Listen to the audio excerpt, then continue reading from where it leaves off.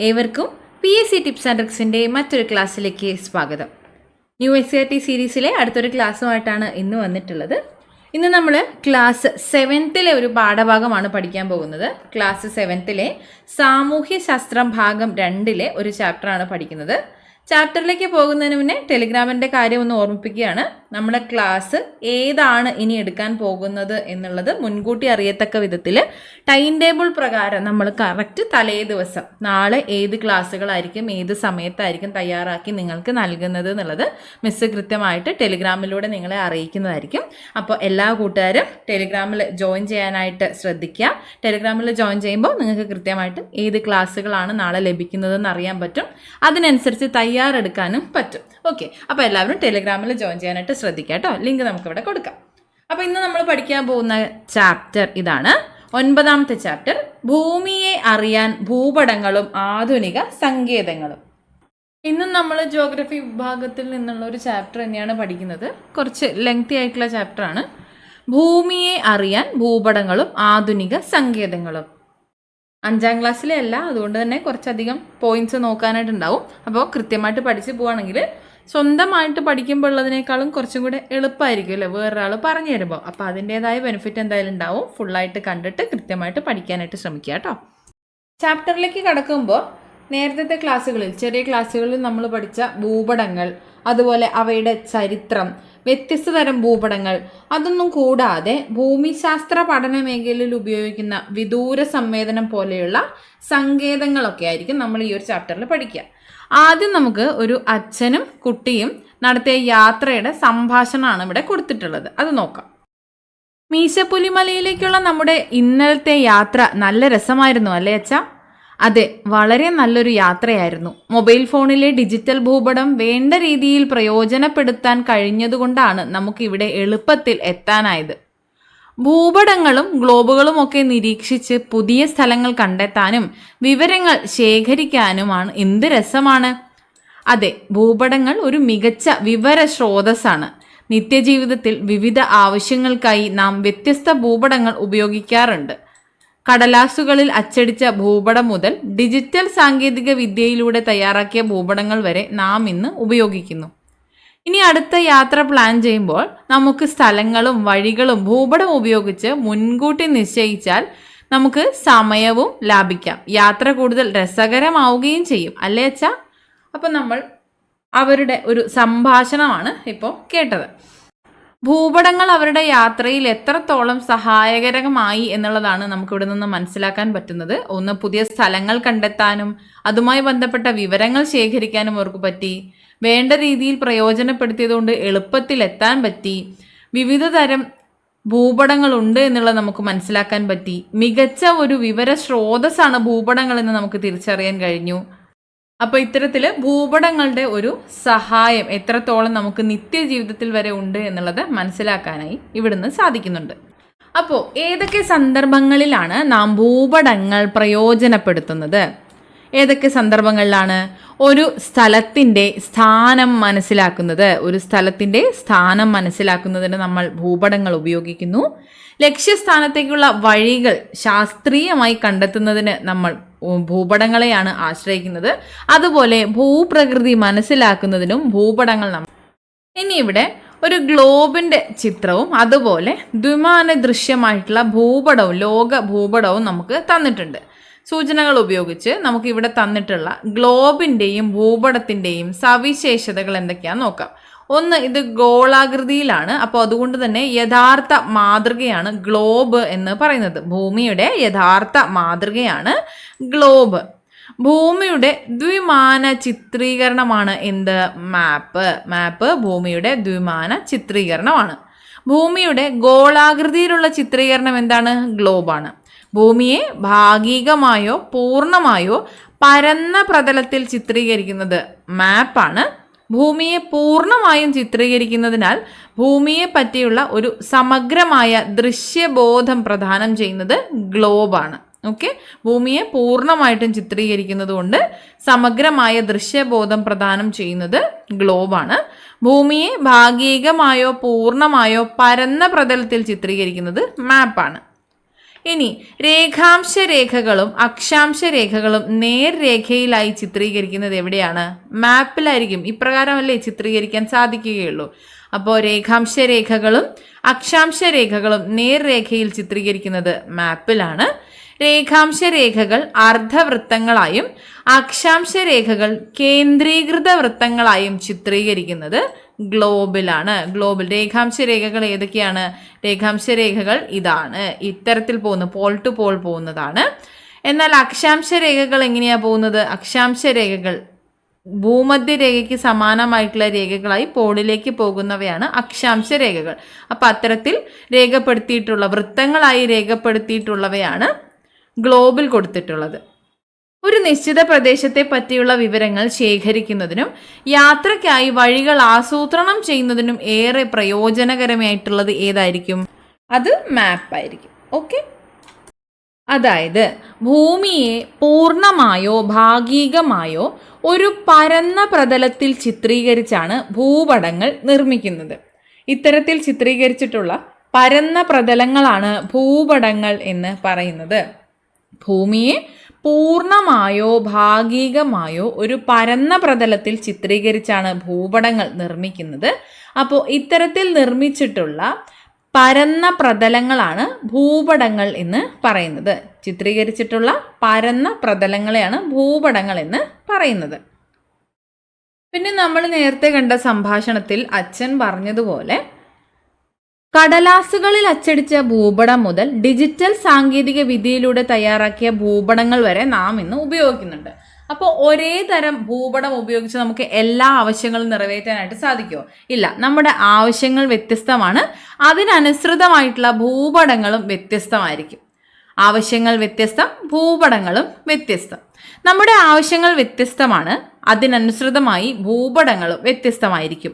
ഭൂപടങ്ങളെ പ്രധാനമായും 2 ഘടകങ്ങളുടെ അടിസ്ഥാനത്തിൽ തരംതിരിക്കാം. ഏതൊക്കെയാണ് ആ ഘടകങ്ങൾ? ഒന്ന്, ഭൂപടങ്ങൾ നിറവേറ്റുന്ന ധർമ്മം. രണ്ടാമത്തേത് ഭൂപടങ്ങൾ തയ്യാറാക്കിയിരിക്കുന്ന അളവ് അഥവാ തോത്. ഭൂപടങ്ങൾ നിറവേറ്റുന്ന ധർമ്മമാണ് ഒന്നാമത്തേത്. രണ്ടാമത്തേത് ഭൂപടങ്ങൾ തയ്യാറാക്കിയിരിക്കുന്ന അളവ് അല്ലെങ്കിൽ തോത് എന്നതാണ്. പ്രധാനമായും ഭൂപടങ്ങളെ 2 തരത്തിലാണ്, 2 ഘടകങ്ങളുടെ അടിസ്ഥാനത്തിലാണ് തരംതിരിക്കുന്നത്. ഭൂപടങ്ങൾ നിറവേറ്റുന്ന ധർമ്മത്തിൻ്റെ അടിസ്ഥാനത്തിലും ഭൂപടങ്ങൾ തയ്യാറാക്കിയിരിക്കുന്ന അളവ് അല്ലെങ്കിൽ തോതിൻ്റെ അടിസ്ഥാനത്തിലും. അപ്പോൾ ആദ്യം നമുക്ക് ഭൂപടങ്ങളുടെ ചരിത്രം നോക്കാം. ഭൂപട നിർമ്മാണത്തിൻ്റെ ചരിത്രം മനുഷ്യരാശിയുടെ ചരിത്രത്തോളം തന്നെ പഴക്കമുള്ളതാണ്. ആദിമ ഭൂപടങ്ങൾ കല്ലുകളിലും തടികളിലും കൊത്തി ഉണ്ടാക്കിയിട്ടുണ്ട്. മണ്ണിലും മൃഗത്തോലിലും തുണിയിലും അവ നിർമ്മിച്ചിട്ടുണ്ട്. അറിയപ്പെടുന്നതിൽ വച്ച് ഏറ്റവും പഴക്കമുള്ള ഭൂപടം ഏതാണ്ട് BCE 2500 കാലഘട്ടങ്ങളിൽ നിർമ്മിക്കപ്പെട്ടിട്ടുള്ളതാണെന്ന് കരുതപ്പെടുന്നു. മെസപ്പട്ടോമിയയിലെ ഒരു കളിമൺ ഫലകത്തിൽ വരച്ച ഭൂപടമാണത്. ഏത്? ഈ BCE 2500 കാലഘട്ടത്തിൽ നിർമ്മിക്കപ്പെട്ടിട്ടുള്ള ഭൂപടം മെസപ്പട്ടോമിയയിലെ ഒരു കളിമൺ ഫലകത്തിൽ വരച്ചിട്ടുള്ള ഭൂപടമാണ്. ഭൂമി ഉരുണ്ടതാണെന്ന് 2-ാം നൂറ്റാണ്ടിൽ ജീവിച്ചിരുന്ന ഗ്രീക്ക് ഭൗമശാസ്ത്രജ്ഞനായ ടോളമി വിശ്വസിച്ചിരുന്നു. ഭൂമി ഉരുണ്ടതാണെന്ന് 2-ാം നൂറ്റാണ്ടിൽ ജീവിച്ചിരുന്ന ഗ്രീക്ക് ഭൗമശാസ്ത്രജ്ഞനായ ടോളമി വിശ്വസിച്ചിരുന്നു. അതിനനുസരിച്ച് ഒരു ഭൂപടം നിർമ്മിക്കാൻ ടോളമി ശ്രമിച്ചു. ടോളമിയുടെ ലോക ഭൂപടത്തിൻ്റെ മാതൃകയാണ് ഇവിടെ തന്നിട്ടുള്ളത് കേട്ടോ. CE 1400കളുടെ അവസാനത്തിൽ ഒരു അറ്റ്ലസിൽ അച്ചടിച്ചു വരുന്നതുവരെ ടോളമിയുടെ ഭൂപടങ്ങളെക്കുറിച്ച് പുറം ലോകത്തിന് അറിവില്ലായിരുന്നു. CE 1400കളുടെ അവസാനത്തിലാണ് അറ്റ്ലസിൽ ടോളമിയുടെ ഒരു ഭൂപടം അച്ചടിച്ചു വന്നത്. അതിനുശേഷം അവ കൊളംബസ്, കാബട്ട്, മെഗല്ലൻ, ഡ്രേക്ക്, വെസ്പൂച്ചി എന്നീ നാവികർക്ക് ഭൂമിശാസ്ത്ര വിവരങ്ങളുടെ ഉറവിടമായി മാറി. ഇത്തരത്തിൽ അറ്റ്ലസിൽ അച്ചടിച്ചു വന്ന ടോളമിയുടെ ഭൂപടമാണ് പിന്നീട് കൊളംബസ്, കാബട്ട്, മെഗല്ലൻ, ഡ്രേക്ക്, വെസ്പൂച്ചി എന്നീ നാവികർക്ക് ഭൂമിശാസ്ത്ര വിവരങ്ങളുടെ ഉറവിടമായിട്ട് മാറിയത്. ഇന്നും ടോളമി നിർമ്മിച്ച ഭൂപടത്തിന് ആധുനിക ഭൂപടങ്ങളോട് സാദൃശ്യമുണ്ട്. ഗ്രീക്ക്, അറബ് ഭൂമിശാസ്ത്രജ്ഞരാണ് ആധുനിക ഭൂപട നിർമ്മാണത്തിന് അടിത്തറ പാകിയത്. അതിപുരാതന കാലം മുതൽക്കേ ഇന്ത്യയിൽ ഭൂപടങ്ങൾ നിർമ്മിക്കാനുള്ള ശ്രമങ്ങൾ നടന്നിരുന്നതായി കരുതപ്പെടുന്നു. അപ്പോൾ ഇവിടെ എന്താ നമുക്ക് പഠിക്കാനുള്ള? ഫസ്റ്റ് ഏതാണ്ട് ഭൂപടം ആദ്യം നിർമ്മിച്ചത് മെസ്സപ്പട്ടോമിയയിലാണ്. BCE 2500 കാലഘട്ടത്തിലാണ്. അത് കളിമൺ ഫലകത്തിൽ വരച്ച ഒരു ഭൂപടമായിട്ടാണ് കരുതപ്പെടുന്നത്. പിന്നീട് ഭൂമി ഉരുണ്ടതാണ് എന്ന് വിശ്വസിച്ചിരുന്ന ഒരു ഭൗമശാസ്ത്രജ്ഞനാണ് ടോളമി ഒരു ഭൂപടം നിർമ്മിക്കാൻ ശ്രമിച്ചു. ആ ഒരു ഭൂപടം ഇന്നത്തെ ഭൂപടങ്ങളോട്, ആധുനിക ഭൂപടങ്ങളോട് സാദൃശ്യമുള്ള ഭൂപടമാണ്. ഇത്തരത്തിലുള്ള ഈ ഒരു ഭൂപടം CE 1400കളുടെ അവസാനത്തിൽ അറ്റ്ലസിൽ അച്ചടിച്ച് വരികയും അത് പിന്നീട് വന്ന ഭൂമിശാസ്ത്ര വിവരങ്ങളുടെ ഉറവിടമായിട്ട് നാവികർക്ക് ഉപയോഗിക്കത്തക്ക വിധത്തിൽ പ്രയോജനകരമായി മാറുകയും ചെയ്തു എന്നുള്ളതാണ് ഇവിടെ ഭൂപടത്തിൻ്റെ ചരിത്രമായിട്ട് നമുക്ക് മനസ്സിലാക്കാൻ കഴിയുന്നത്. ഇനി നമ്മുടെ ഭൂപടങ്ങൾ, വ്യത്യസ്ത തരം ഭൂപടങ്ങളുണ്ട്. ഏതൊക്കെ തരത്തിലുള്ള ഭൂപടങ്ങളാണ് നമുക്കറിയാവുന്നത്? ഇവിടെ തന്നിട്ടുള്ളതുപോലെ രാഷ്ട്രീയ ഭൂപടം, ഭൂപ്രകൃതി ഭൂപടം, ഗതാഗത ഭൂപടം, മണ്ണ് ഭൂപടം, പിന്നെ നമ്മൾ അറ്റ്ലസിലൊക്കെ കണ്ടിട്ടുണ്ടാവും വിഭവ ഭൂപടം, അതുപോലെ കാലാവസ്ഥാ ഭൂപടം, ജനസംഖ്യാ ഭൂപടം. അങ്ങനെ വിവിധ തരത്തിലുള്ള ഭൂപടങ്ങൾ പല പല ആവശ്യങ്ങൾക്കായിട്ട് നമ്മൾ ഉപയോഗിക്കാറുണ്ട്. അതായത് ഓരോ ഭൂപടവും നിറവേറ്റുന്ന ധർമ്മത്തിൻ്റെ അടിസ്ഥാനത്തിലാണ് അവയ്ക്ക് തലക്കെട്ടുകൾ നൽകിയിട്ടുള്ളത്. കേരളത്തിൻ്റെ രാഷ്ട്രീയ ഭൂപടം നമ്മൾ കണ്ടിട്ടുണ്ടാവും. കേരളത്തിലെ ജില്ലകളുടെ വിവരങ്ങൾ നമുക്ക് ആ ഒരു ഭൂപടത്തിൽ നിന്ന് കണ്ടെത്താനായിട്ട് സാധിക്കും. അതുപോലെ ഒരു ഭൂഖണ്ഡത്തിൻ്റെയോ രാജ്യത്തിൻ്റെയോ സംസ്ഥാനത്തിൻ്റെയോ രാഷ്ട്രീയ ഭൂപടങ്ങൾ നിരീക്ഷിച്ചാൽ അവ നൽകുന്ന പ്രത്യേക വിവരങ്ങൾ നമുക്കതിൽ നിന്ന് കണ്ടെത്താനായി സാധിക്കും. അതുപോലെ മണ്ണിൻ്റെ ഭൂപടം, മണ്ണ് ഭൂപടം ഒരു പ്രദേശത്തെ വ്യത്യസ്ത തരം മണ്ണിനങ്ങളുടെ വിതരണത്തെ കാണിക്കുന്നു. ഒരു പ്രദേശത്തിൻ്റെ വ്യത്യസ്ത തരം മണ്ണിനങ്ങളെ പറ്റിയുള്ള വിവരങ്ങൾ പ്രദാനം ചെയ്യുക എന്നതാണ് മണ്ണ് ഭൂപടത്തിൻ്റെ ധർമ്മം എന്ന് പറയുന്നത്. അപ്പോൾ ഇവിടെ നമുക്ക് എന്താണ് മനസ്സിലായത്? ഓരോ ഭൂപടങ്ങളും നമ്മൾ നേരത്തെ പറഞ്ഞതുപോലെ രാഷ്ട്രീയ ഭൂപടം, മണ്ണ് ഭൂപടം, പ്രകൃതി ഭൂപടം, ഗതാഗത ഭൂപടം, വിഭവ ഭൂപടം, ഇവയെല്ലാം തന്നെ അവയ്ക്ക് പ്രത്യേകതരമായിട്ടുള്ള ഓരോ പ്രവർത്തനങ്ങളുമുണ്ട്. ഓരോ ഭൂപടവും അത് നിറവേറ്റുന്ന ധർമ്മത്തിൻ്റെ അടിസ്ഥാനത്തിലാണ് അവയിൽ നിന്നുള്ള അറിവ് നമുക്ക് തരുന്നത്. അങ്ങനെയാണെങ്കിൽ ഓരോ ഭൂപടവും എന്ത് ധർമ്മമാണ് പൊതുവെ തരുന്നത് എന്നുള്ളത് നോക്കാം. ഭൂപടങ്ങളെ അവ നിർവഹിക്കുന്ന ധർമ്മത്തിൻ്റെ അടിസ്ഥാനത്തിൽ പൊതുവെ രണ്ടായിട്ടാണ് തരംതിരിക്കുന്നത്. ഒന്നാമത് ഭൗതിക ഭൂപടമാണ്, രണ്ടാമത്തേത് സാംസ്കാരിക ഭൂപടം. ഭൗതിക ഭൂപടത്തിൽ എന്തൊക്കെ ഉൾപ്പെടുന്നുണ്ട്? ഭൂപ്രകൃതി, മണ്ണ്, നദികൾ, കാലാവസ്ഥ, നൈസർഗിക സസ്യജാലങ്ങൾ തുടങ്ങിയ പ്രകൃതിദത്തമായ സവിശേഷതകളെ ചിത്രീകരിക്കുന്ന ഭൂപടങ്ങളാണ് ഭൗതിക ഭൂപടങ്ങൾ. എന്നാൽ സാംസ്കാരിക ഭൂപടങ്ങളിൽ മനുഷ്യനിർമ്മിതമായ സവിശേഷതകൾ ചിത്രീകരിക്കുന്ന ഭൂപടങ്ങളാണ് സാംസ്കാരിക ഭൂപടങ്ങൾ. മനുഷ്യനിർമ്മിതമായ സവിശേഷതകൾ ചിത്രീകരിക്കുന്ന ഭൂപടങ്ങളാണ് സാംസ്കാരിക ഭൂപടങ്ങൾ. ഉദാഹരണം രാജ്യങ്ങൾ, സംസ്ഥാനങ്ങൾ, ജില്ലകൾ തുടങ്ങിയ രാഷ്ട്രീയ വിഭാഗങ്ങൾ, റോഡുകൾ, റെയിൽവേ പാതകൾ, തുറമുഖങ്ങൾ, ജനസംഖ്യാ വിതരണം തുടങ്ങിയവയൊക്കെ സാംസ്കാരിക ഭൂപടത്തിൽ നിന്ന് നമുക്ക് മനസ്സിലാക്കാനായി സാധിക്കും. ഭൗതിക ഭൂപടങ്ങളിൽ പ്രകൃതിദത്തമായ സവിശേഷതകൾ ചിത്രീകരിക്കപ്പെടുന്നു. സാംസ്കാരിക ഭൂപടത്തിൽ മനുഷ്യനിർമ്മിതമായ സവിശേഷതകളാണ് ചിത്രീകരിക്കുന്നത്. ഇപ്രകാരം നമുക്ക് നേരത്തെ പറഞ്ഞ ഭൂപടങ്ങളിൽ എന്തൊക്കെ ഉൾപ്പെടുന്നു എന്നൊന്ന് പറഞ്ഞു നോക്കാം. രാഷ്ട്രീയ ഭൂപടത്തിൽ എന്തായിരിക്കും ഉൾപ്പെടുന്നുണ്ടാവുക? നമ്മൾ നേരത്തെ പറഞ്ഞതുപോലെ സംസ്ഥാനങ്ങൾ, അതുപോലെ തലസ്ഥാനങ്ങൾ, കേന്ദ്രഭരണ പ്രദേശം, അതിരുകൾ, ഇവയെല്ലാമാണ് രാഷ്ട്രീയ ഭൂപടത്തിൽ ഉൾപ്പെടുന്നത്. ഇവിടെ പറഞ്ഞതുപോലെ ഭൂഖണ്ഡത്തിൻ്റെയോ രാജ്യത്തിൻ്റെയോ സംസ്ഥാനത്തിൻ്റെയോ രാഷ്ട്രീയ ഭൂപടം നിരീക്ഷിച്ചു കഴിഞ്ഞാൽ സംസ്ഥാനങ്ങൾ, തലസ്ഥാനങ്ങൾ, കേന്ദ്രഭരണ പ്രദേശങ്ങൾ, അതിരുകൾ ഇവയെല്ലാം നമുക്ക് വ്യക്തമായി മനസ്സിലാക്കാനായി സാധിക്കും.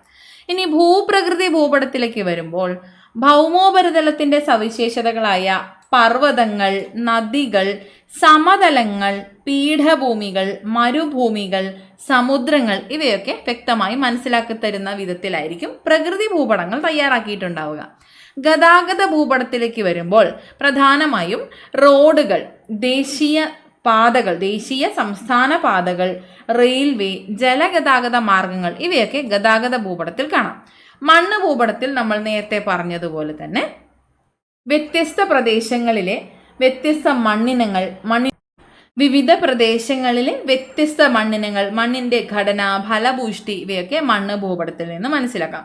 പിന്നീട് നമ്മൾ പറഞ്ഞത് വിഭവ ഭൂപടമാണ്. വിഭവ ഭൂപടത്തിൽ പ്രകൃതി വിഭവങ്ങൾ, കാർഷിക വിഭവങ്ങൾ, അതുപോലെ ഭൂവിനിയോഗം, സാമ്പത്തിക വിവരങ്ങൾ ഇവയെല്ലാം വിഭവ ഭൂപടത്തിൽ നമുക്ക് കാണാനായി സാധിക്കും. വിഭവ ഭൂപടത്തിൽ കാണാനായി സാധിക്കും. പിന്നെ കാലാവസ്ഥ ഭൂപടമാണ് നമ്മൾ പറഞ്ഞത്. വിവിധ കാലാവസ്ഥാ മേഖലകൾ, താപനില, അന്തരീക്ഷ സ്ഥിതിയൊക്കെ മനസ്സിലാക്കി തരുന്ന വിധത്തിലായിരിക്കും കാലാവസ്ഥാ ഭൂപടം ഉണ്ടാവുക. ഓക്കെ, അപ്പോൾ ഏകദേശം ഭൂപടങ്ങളെ കുറിച്ചുള്ള ഒരു ഐഡിയ നമുക്ക് കിട്ടി. ഇനി ഇവിടെ തന്നിട്ടുള്ളത് നോക്കിക്കേ. താഴെ കുറച്ച് ഭൂപടങ്ങളുടെ പേര് തന്നിട്ടുണ്ട്. ഇവയിൽ ഏതൊക്കെയാണ് സാംസ്കാരിക ഭൂപടങ്ങളെന്നും ഭൗതിക ഭൂപടങ്ങളെന്നുമാണ് നമ്മൾ പറയേണ്ടത്. ഭൗതിക ഭൂപടങ്ങൾ നോക്കുകയാണെങ്കിൽ, ഭൗതിക ഭൂപടങ്ങൾ ഭൂപ്രകൃതി ഭൂപടം ഭൗതിക ഭൂപടത്തിൽ ഉൾപ്പെടുന്നതാണ്. ഭൂപ്രകൃതി ഭൂപടം. അതുപോലെ നമ്മൾ എന്താ ഭൂപ്രകൃതി ഭൂപടത്തെ കുറിച്ച് പറഞ്ഞത്? പ്രകൃതിദത്തമായ സവിശേഷതകൾ ചിത്രീകരിക്കുന്ന ഭൂപടങ്ങളാണ് ഭൗതിക ഭൂപടങ്ങൾ എന്ന് പറഞ്ഞു. അപ്പോൾ ഭൂപ്രകൃതി ഭൂപടം, മണ്ണ് ഭൂപടം, കാലാവസ്ഥാ ഭൂപടം, നൈസർഗിക സസ്യജാല ഭൂപടം, അതുപോലെ നദീവ്യവസ്ഥാ ഭൂപടം, ഇത്രയും നമുക്ക് ഭൂപ്രകൃതി വിഭാഗവുമായി ബന്ധപ്പെട്ടതാണ്. പ്രകൃതിദത്ത സവിശേഷതകളാണ്, അതുകൊണ്ട് ഭൗതിക ഭൂപടങ്ങളിൽ ഉൾപ്പെടുന്നു. ഇനി സാംസ്കാരിക ഭൂപടത്തിൽ മനുഷ്യനിർമ്മിതമായ സവിശേഷതകളാണ് ഉൾപ്പെടുന്നത് എന്ന് നമ്മൾ പറഞ്ഞു.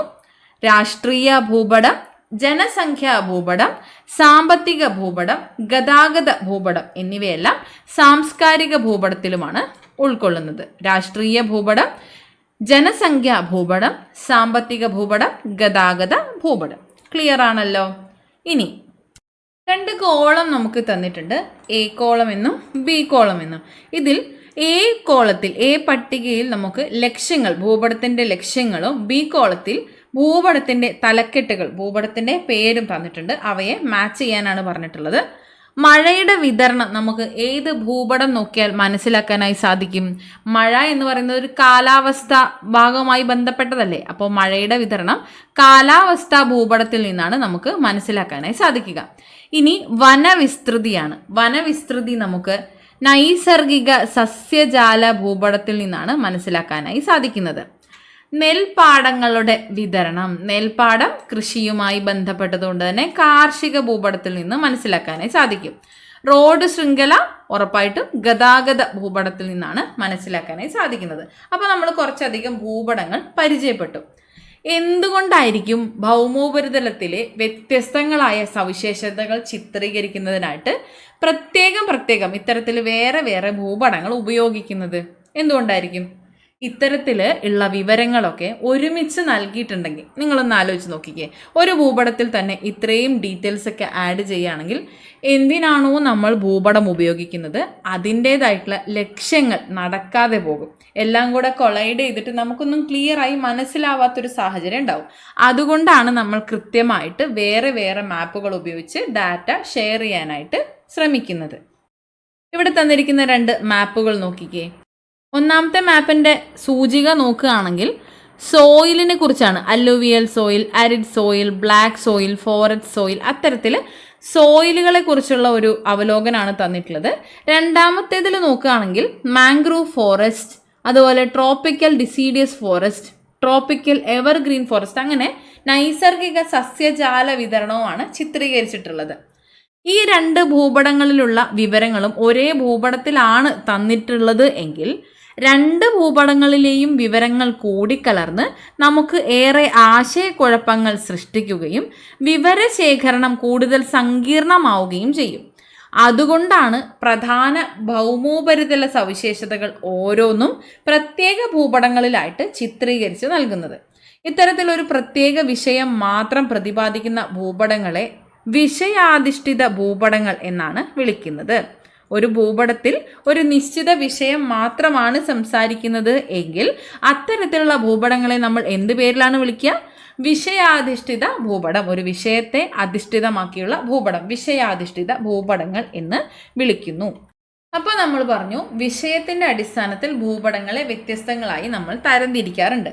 ഇനി ഭൂപടങ്ങളെ വേർതിരിക്കുന്ന മറ്റൊരു ഘടകമാണ് അതിൻ്റെ തോത് എന്ന് പറയുന്നത്.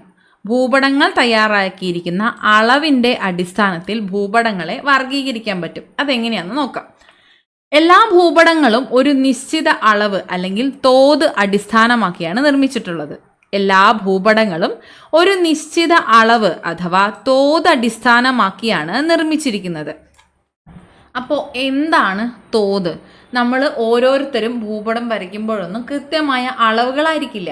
അപ്പോൾ കൃത്യമായ രീതിയിലും ഭൂപടം അല്ലെങ്കിൽ രൂപരേഖയൊക്കെ തയ്യാറാക്കുന്നതിന് കൃത്യമായ അളവിലും കൃത്യമായ രീതിയിലും നമുക്ക് ഭൂപടങ്ങളോ രൂപരേഖകളോ തയ്യാറാക്കുന്നതിനായിട്ട് തോത് ആവശ്യമായിട്ടുണ്ട്. തോത് അല്ലെങ്കിൽ അളവ് ആവശ്യമായിട്ടുണ്ട്. ഒരു നിശ്ചിത അളവ് അല്ലെങ്കിൽ തോത് ഉപയോഗിച്ചാണ് കൃത്യമായ രീതിയിൽ ഭൂപടങ്ങളോ രൂപരേഖകളോ തയ്യാറാക്കുന്നത്.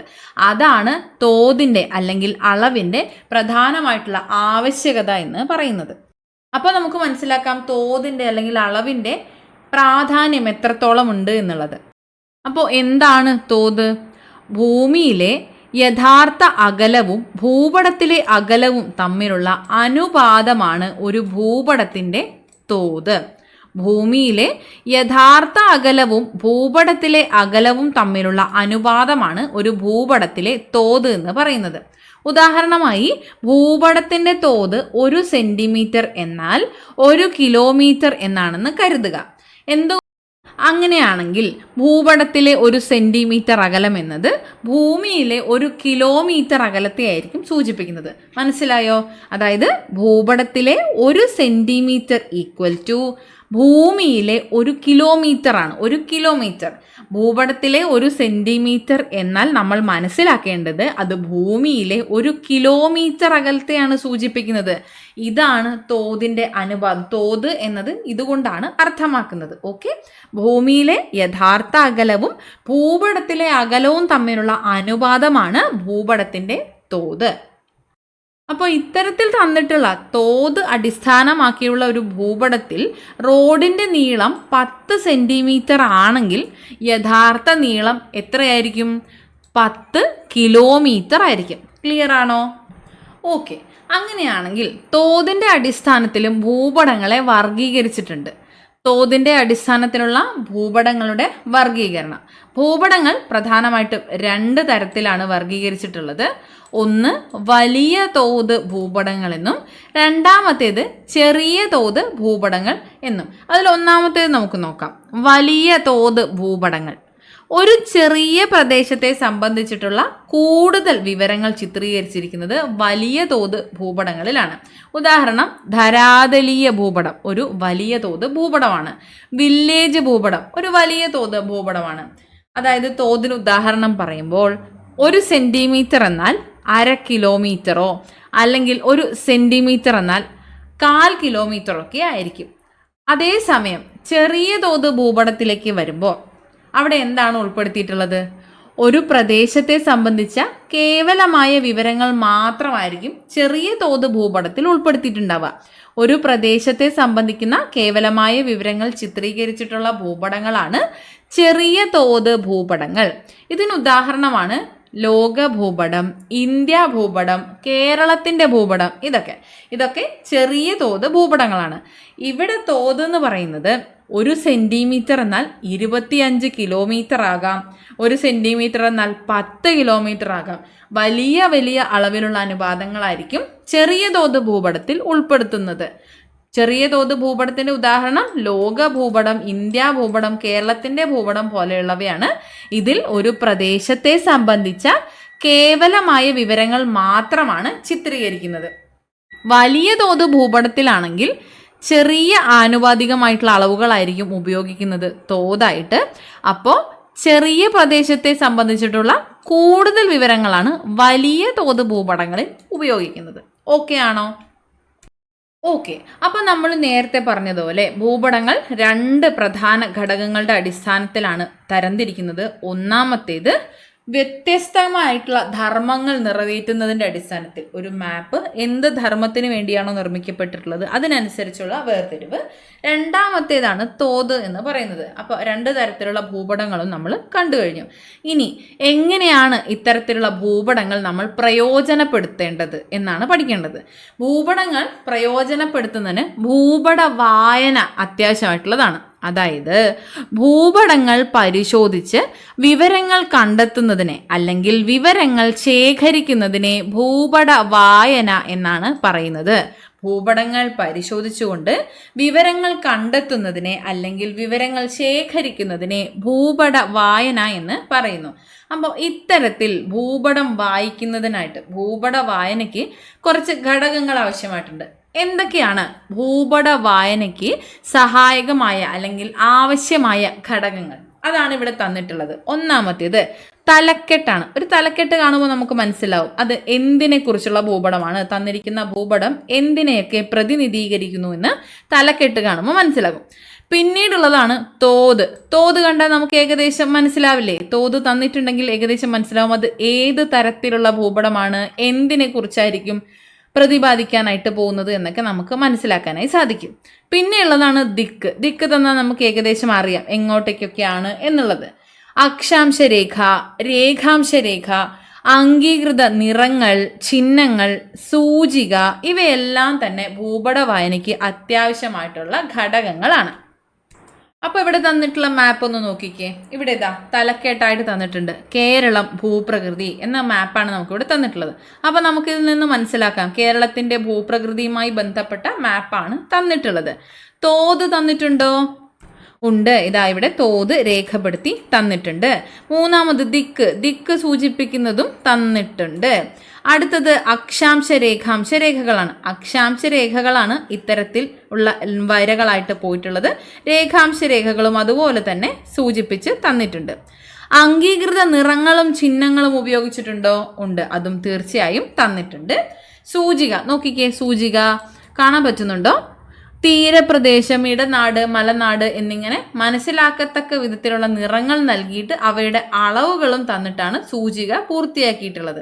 അപ്പോൾ ഇതെല്ലാം ചേർത്ത് വായിക്കുമ്പോൾ നമുക്ക് ഈ കേരളത്തിൻ്റെ ഭൂപ്രകൃതിയുമായി ബന്ധപ്പെട്ട മാപ്പിനെ കുറിച്ചൊരു അടിസ്ഥാന വിവരം കിട്ടുന്നുണ്ടല്ലോ. ഉണ്ട്. അപ്പോൾ അത്തരത്തിലാണ് ഭൂപട വായന നമുക്ക് സാധ്യമാകുന്നത്. അപ്പോൾ ഇതിനെക്കുറിച്ച് ഡീറ്റെയിൽ ആയിട്ട് നമുക്ക് നോക്കാം. ഒന്നാമത്തേത് തലക്കെട്ട്. ഒരു ഭൂപടത്തിൽ ചിത്രീകരിച്ചിട്ടുള്ള പ്രധാന ഭൗമോപരിതല സവിശേഷതയാണ് തലക്കെട്ട് സൂചിപ്പിക്കുന്നത്. ഒരു ഭൂപടത്തിൽ ചിത്രീകരിച്ചിട്ടുള്ള പ്രധാന ഭൗമോപരിതല സവിശേഷതയാണ് തലക്കെട്ട് കൊണ്ട് സൂചിപ്പിക്കുന്നത്. അപ്പോൾ ഇവിടെ തന്നിട്ടുള്ള തലക്കെട്ട് എന്താണ് നമ്മൾ കണ്ടല്ലോ, കേരളം ഭൂപ്രകൃതി എന്നതാണ്. കേരളത്തിൻ്റെ ഭൂപ്രകൃതി സവിശേഷതകളാണ് ഈ ഒരു ഭൂപടത്തിൽ ചിത്രീകരിച്ചിട്ടുള്ളത് എന്നതാണ് ഈ ഒരു പേര് കൊണ്ട് തലക്കെട്ടുകൊണ്ട് അർത്ഥമാക്കുന്നത്. അത് നമുക്ക് മനസ്സിലാക്കാം. അടുത്തത് തോതാണ്. തോത് അടിസ്ഥാനമാക്കിയാണ് ഭൂപടങ്ങൾ നിർമ്മിച്ചിരിക്കുന്നതെന്ന് നമുക്കറിയാം, നമ്മളിപ്പോൾ പഠിച്ചു. ഭൂതലത്തിലെ 2 സ്ഥലങ്ങൾ തമ്മിലുള്ള അകലവും ഭൂപടത്തിലെ അതേ 2 സ്ഥലങ്ങളുടെ അകലവും തമ്മിലുള്ള അനുപാതമാണ് തോത്. നമ്മൾ നേരത്തെ പറഞ്ഞതാണ്. ഭൂതലത്തിലുള്ള 2 സ്ഥലങ്ങൾ തമ്മിലുള്ള അകലവും ഭൂപടത്തിലെ അതേ 2 സ്ഥലങ്ങളുടെ അകലവും തമ്മിലുള്ള അനുപാതമാണ് തോത് എന്ന് പറയുന്നത്. ഒരു നദിയുടെയോ റോഡിൻ്റെയോ റെയിൽ പാതയുടെയോ നീളം, ഒരു പ്രദേശത്തിൻ്റെ വിസ്തൃതിയോ ഒരു ഭൗമോപരിതല സവിശേഷതയുടെ വ്യാപ്തിയോ ഒക്കെ ഭൂപടം ഉപയോഗിച്ച് കൃത്യമായി കണക്കാക്കുന്നത് ഈ ഒരു തോതിൻ്റെ അടിസ്ഥാനത്തിലാണ്. തോത് അപ്പോൾ കൃത്യമായ അനുപാതത്തിൽ തന്നിട്ടുണ്ടെങ്കിൽ അതുമായി രേഖപ്പെടുത്തി അതുമായി ബന്ധപ്പെടുത്തിയൊക്കെ നമുക്ക് കൃത്യമായ അളവ് കണ്ടെത്താനായിട്ട് സാധിക്കും. ഭൂപടത്തിലെ തോത് അടിസ്ഥാനമാക്കി റോഡിൻ്റെ നീളം നമ്മൾ നേരത്തെ പറഞ്ഞിട്ടുണ്ടായിരുന്നു. ഇവിടെ നമ്മൾ പറഞ്ഞിരുന്നല്ലോ, ഭൂപടത്തിൽ തന്നിരിക്കുന്നത് തോത് 1 സെൻറ്റിമീറ്റർ ആണെങ്കിൽ അത് യഥാർത്ഥത്തിൽ 1 കിലോമീറ്റർ ആണെന്ന് നമ്മൾ പഠിച്ചു കഴിഞ്ഞാൽ അല്ലെങ്കിൽ മനസ്സിലാക്കി കഴിഞ്ഞാൽ അത്തരത്തിലാണ് തോത് നൽകുന്നത്. അതിൽ നിന്ന് നമുക്ക് യഥാർത്ഥ നീളം കണ്ടുപിടിക്കാനായിട്ട് സാധിക്കും. ഇത്തരത്തിൽ ചരട് ഉപയോഗിച്ചുകൊണ്ട് നദിയുടെ നീളം കണ്ടെത്തുന്നതിനുള്ള ഒരു രീതിയാണ് ഇവിടെ കാണിച്ചിട്ടുള്ളത്, പിക്ചറൈസ് ചെയ്ത് കാണിച്ചിട്ടുള്ളത്. ആനുപാതികമായി നൽകിയിട്ടുള്ള ചരടിൻ്റെ നീളത്തോട് ഈക്വലേറ്റ് ചെയ്ത് കഴിയുമ്പോൾ നമുക്ക് യഥാർത്ഥമായിട്ടുള്ള നദിയുടെ നീളം ലഭിക്കുന്നതായിരിക്കും. അങ്ങനെയാണ് തോത് പ്രവർത്തിക്കുന്നത്. ഇനി ഭൂപടങ്ങളിൽ തോതുകൾ രേഖപ്പെടുത്തുന്നത് 3 രീതിയിലാണ്. അതാണ് ഇനി നോക്കുന്നത്. ഒന്നാമത് പ്രസ്താവന രീതി, രണ്ടാമത് ഭിന്നക രീതി, 3 രേഖീയ രീതി. ശ്രദ്ധിക്കേണ്ട കാര്യം, ഇത് ഒരുപാട് തവണ PSC ചോദിച്ചിട്ടുണ്ട്. രീതികൾ ചോദിച്ചിട്ടുണ്ട്, രീതികളുടെ തോത് അളവുകൾ ചോദിച്ചിട്ടുണ്ട്. ഒരുപാട് തവണ PSC റിപ്പീറ്റ് ചെയ്ത് PYQയിൽ ചോദിച്ചിട്ടുള്ളതാണ്. ശ്രദ്ധിക്കുക കേട്ടോ. ഒന്നാമത്തേത് പ്രസ്താവന രീതിയാണ്. ഭൂപടങ്ങളിൽ തോത് രേഖപ്പെടുത്തുന്നതാണ് പ്രസ്താവന രീതി. സാധാരണക്കാർക്ക് പോലും മനസ്സിലാവുന്ന രീതിയിൽ, ഏതൊരാൾക്കും മനസ്സിലാകുന്ന വിധത്തിൽ രേഖപ്പെടുത്തുന്നതാണ് പ്രസ്താവന രീതി, സ്റ്റേറ്റ്മെന്റ് ഓഫ് സ്കെയിൽ. അതായത് ഉദാഹരണമായിട്ട് പറയുകയാണെങ്കിൽ, ഭൂപടത്തിലെ 1 സെന്റിമീറ്റർ അകലം ഭൂതലത്തിലെ 1 കിലോമീറ്റർ ആണെന്ന് സൂചിപ്പിക്കുന്നത് ഇങ്ങനെ എളുപ്പത്തിലാണ്. 1 സെന്റിമീറ്റർ ഈക്വൽ ടു 1 കിലോമീറ്റർ. ഏതൊരാൾക്കും മനസ്സിലാകുന്ന വിധത്തിലാണ് തോത് രേഖപ്പെടുത്തി വരുന്നത്. അത്തരത്തിലുള്ളതാണ് പ്രസ്താവന രീതി. സാധാരണക്കാർക്ക് പോലും എളുപ്പത്തിൽ മനസ്സിലാക്കാൻ സാധിക്കുന്ന രീതിയാണ് പ്രസ്താവന രീതി. അടുത്തത് ഭിന്നക രീതിയാണ്. റെപ്രസെൻറ്റേറ്റീവ് ഫ്രാക്ഷൻ ഓർ RF എന്ന് പറയുന്നു. ഭൂപടത്തിലെ ദൂരവും ഭൂമിയിലെ ദൂരവും തമ്മിലുള്ള ആനുപാതിക അകലത്തെ സൂചിപ്പിക്കുന്നതാണ് ഫ്രാക്ഷൻ എന്ന് പറഞ്ഞിട്ടുണ്ട്. ഭിന്നക രീതി, ഭൂപടങ്ങളിലെ ദൂരവും ഭൂമിയിലെ ദൂരവും തമ്മിലുള്ള ആനുപാതിക അകലം. അതായത് ഇത്തരത്തിലാണ് രേഖപ്പെടുത്തുന്നത്. RF representative fraction equal to 1:1,00,000. ഇത്തരത്തിൽ രേഖപ്പെടുത്തുന്നതാണ്, ഒരു ഫ്രാക്ഷൻ രീതിയിൽ രേഖപ്പെടുത്തുന്നതാണ് ഭിന്നക രീതി എന്ന് പറയുന്നത്. ഭൂപടത്തിലെ 1 യൂണിറ്റ് ദൂരം ഭൂതലത്തിലെ 1,00,000 യൂണിറ്റുകൾക്ക് തുല്യമാണെന്നാണ് ഇതുകൊണ്ട് അർത്ഥമാക്കുന്നത്. ഈ രീതിയിൽ അനുപാതത്തിന് ഈസ്റ്റു ചിഹ്നത്തിന് മുന്നിൽ നൽകിയിട്ടുള്ള യൂണിറ്റ് ഭൂപടത്തിലെ അകലവും അനുപാതത്തിന് ഈസ്റ്റു ചിഹ്നത്തിന് ശേഷം നൽകിയിട്ടുള്ള യൂണിറ്റ് ഭൂതലത്തിലെ അകലവുമാണ് സൂചിപ്പിക്കുന്നത്.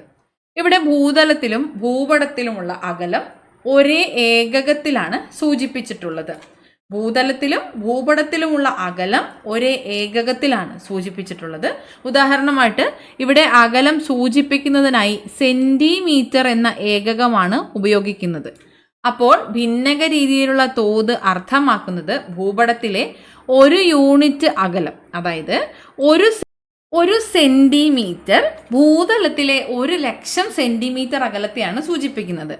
ഒരു ഭൂപടത്തിലെ സെന്റിമീറ്റർ, 1 സെന്റിമീറ്റർ ഭൂപടത്തിലെ 1 സെന്റിമീറ്റർ ഭൂതലത്തിലെ 1,00,000 സെന്റിമീറ്റർ അകലത്തെ സൂചിപ്പിക്കുന്നു. ക്ലിയർ ആയല്ലോ? ഇതിനെ ഒന്ന് കൺവേർട്ട് ചെയ്യുകയാണെങ്കിൽ 1,00,000 സെന്റിമീറ്റർ 1 കിലോമീറ്റർ ആണ്. അതായത് 1 സെന്റിമീറ്റർ ഭൂപടത്തിൽ കാണിക്കുമ്പോൾ ഈക്വൽ ടു 1 കിലോമീറ്റർ എന്ന് കാണിക്കും. അതായത് 1,00,000 സെന്റിമീറ്റർ 1 കിലോമീറ്റർ ആണല്ലോ. അങ്ങനെയാണ് അർത്ഥമാക്കുന്നത്. അതാണ് ഭിന്നക രീതി. ഒന്നുമില്ല, പ്രത്യേകിച്ച് മനസ്സിലാക്കാനായിട്ട് ഇവിടെ ഉള്ളത് ഭൂപടത്തിലെ ദൂരവും ഭൂമിയിലെ ദൂരവും തമ്മിലുള്ള ആനുപാതിക അകലത്തെ ഭിന്നക രീതിയിലാണ് അവതരിപ്പിക്കുന്നത്. ആനുപാതിക അകലം സൂചിപ്പിക്കുന്ന രീതിയാണ് ഭിന്നക രീതി. ഇത്തരത്തിലാണ് അവതരിപ്പിക്കുന്നത് എന്ന് മനസ്സിലാക്കുക. അടുത്തത് രേഖീയ രീതിയാണ്, ലീനിയർ സ്കെയിൽ. രേഖീയ രീതി എന്താണ്? ഭൂപടങ്ങൾ വലുതാകുകയോ ചെറുതാകുകയോ ചെയ്യുമ്പോൾ അതിലെ രേഖാരീതിയിൽ കാണിച്ചിട്ടുള്ള തോതും ആനുപാതികമായിട്ട് മാറും. അതാണ് രേഖീയ രീതി കൊണ്ട് ഉദ്ദേശിക്കുന്നത്. ഭൂപടങ്ങൾ വലുതാകുന്നതിനനുസരിച്ചും ചെറുതാകുന്നതിനനുസരിച്ചും രേഖാരീതിയിൽ കാണിച്ചിട്ടുള്ള തോതുകളും അതിനനുസരിച്ച് ആനുപാതികമായിട്ട് മാറ്റം വരും എന്നുള്ളതാണ് ഇവിടെ മനസ്സിലാക്കേണ്ടത്. ദിക്കുകൾ നോക്കാം. ദിക്കുകൾ കണ്ടെത്തുന്നതിനായിട്ട് ഉപയോഗിക്കുന്ന ഉപകരണമാണ് വടക്ക് നോക്കി യന്ത്രം എന്ന് പറയുന്നത്. പ്രധാനമായിട്ടുമുള്ള ദിക്കുകൾ ഏതൊക്കെയാണ്? വടക്ക്, തെക്ക്, കിഴക്ക്, പടിഞ്ഞാറ് എന്നിങ്ങനെയാണ്. ഭൂപടത്തിന്റെ മുകൾ ഭാഗത്ത് N എന്ന് അടയാളപ്പെടുത്തിയിരിക്കുന്നത് ദിക്കിനെ സൂചിപ്പിക്കുന്നതാണ്. പ്രധാന ദിക്കുകൾ കൂടാതെ ഉപദിക്കുകളായിട്ടുള്ള വടക്ക്, കിഴക്ക്, വടക്ക്, തെക്ക്, കിഴക്ക്, പടിഞ്ഞാറ് പറഞ്ഞു. ഉപദിക്കുകളായിട്ടുള്ള വടക്ക്, കിഴക്ക്, തെക്ക്, കിഴക്ക്, വടക്ക്, പടിഞ്ഞാറ്, തെക്ക്, പടിഞ്ഞാറ് എന്നിങ്ങനെയുള്ള ഉപദിക്കുകൾ നമ്മൾ മനസ്സിലാക്കിയിരിക്കണം. അങ്ങനെയാണെങ്കിൽ മാത്രമാണ് ഭൂപടത്തിൽ തന്നിട്ടുള്ള രേഖപ്പെടുത്തിയിട്ടുള്ള വടക്ക് നോക്കി യന്ത്രം ഉപയോഗിച്ച് അതിനനുസൃതമായി ക്രമീകരിച്ചാൽ മാത്രമേ ദിശ തെറ്റാതെ സഞ്ചരിക്കാനായിട്ട് പറ്റുള്ളൂ. ഭൂപടത്തിൽ ചിത്രീകരിച്ചിട്ടുള്ള ഭൗമ സവിശേഷതകളുടെ സ്ഥാനം, അതിൻ്റെ കിടപ്പ്, നദിയുടെ ഒഴുക്കിൻ്റെ ദിശ എന്നിവയൊക്കെ കണ്ടെത്തി വിവരങ്ങൾ ശേഖരിക്കുക എന്നത് ഭൂപട വായനയുടെ ഭാഗമാണ്. ഓക്കെ, ഇനി ഇവിടെ തന്നിട്ടുള്ളത് ഒരു രൂപരേഖയാണ്. ഇത് പരിശോധിച്ച് ഇവിടെ കുറച്ച് ചോദ്യങ്ങൾ തന്നിട്ടുണ്ട്, അതിൻ്റെ ആൻസർ കണ്ടെത്തണം. നമ്മൾ നേരത്തെ ഏതാണ്ട് ഇതുപോലെ ചെറിയ ക്ലാസ്സിലെ ഒരു ചാപ്റ്ററിലാണ് ഏതാണ്ട് ഇതുപോലെ തന്നെയുള്ള ഒരു ആക്ടിവിറ്റി ചെയ്തതാണ്. അപ്പോൾ നിങ്ങൾക്കത് നോക്കിയാൽ മനസ്സിലാവും. അടുത്ത നോക്കാം, അംഗീകൃത നിറങ്ങൾ, ചിഹ്നങ്ങൾ. ഭൂപടങ്ങളിൽ മനുഷ്യനിർമ്മിതവും പ്രകൃതിദത്തവുമായ വിവിധ ഭൗമോപരിതല സവിശേഷതകൾ ചിത്രീകരിക്കാനാവുന്നെന്ന് നമുക്കറിയാം. ഓരോ ഭൗമോപരിതല സവിശേഷതകൾക്കും വ്യത്യസ്ത നിറങ്ങളും ചിഹ്നങ്ങളുമാണ് ഉപയോഗിക്കുന്നത്. ആഗോളതലത്തിൽ അംഗീകരിക്കപ്പെട്ടിട്ടുള്ള നിറങ്ങളും ചിഹ്നങ്ങളുമാണ് ഇതിനായിട്ട് ഉപയോഗിക്കുന്നത്. നാം ഓരോരുത്തരുടെ ഇഷ്ടത്തിനനുസരിച്ച് മാറ്റി ഉപയോഗിക്കാനായിട്ട് സാധ്യമല്ല. കാരണം നമ്മൾ ഭൂപട വായന എന്നത് സാധാരണക്കാർക്ക് മനസ്സിലാവുന്ന വിധത്തിൽ ഏതൊരാൾക്കും ഭൂപടം കൊണ്ട് ഉപയോഗം ഉണ്ടാവണം എന്നതുകൊണ്ട് ആഗോളതലത്തിൽ അംഗീകരിക്കപ്പെട്ടിട്ടുള്ള നിറങ്ങളും ചിഹ്നങ്ങളുമാണ് നാം ഇതിനായിട്ട് ഉപയോഗിക്കുന്നത്. ഇതാ ഇവിടെ കൊടുത്തിട്ടുണ്ട്. ഏതൊരു രാജ്യത്തുള്ളവർക്കും ആശയക്കുഴപ്പമില്ലാതെ ഏതൊരു രാജ്യത്ത് നിർമ്മിച്ച ഭൂപടവും വായിക്കുന്നതിന് വേണ്ടിയാണ് ഇത്തരത്തിലുള്ള അംഗീകൃത നിറങ്ങളും ചിഹ്നങ്ങളും ഉപയോഗിക്കുന്നത്.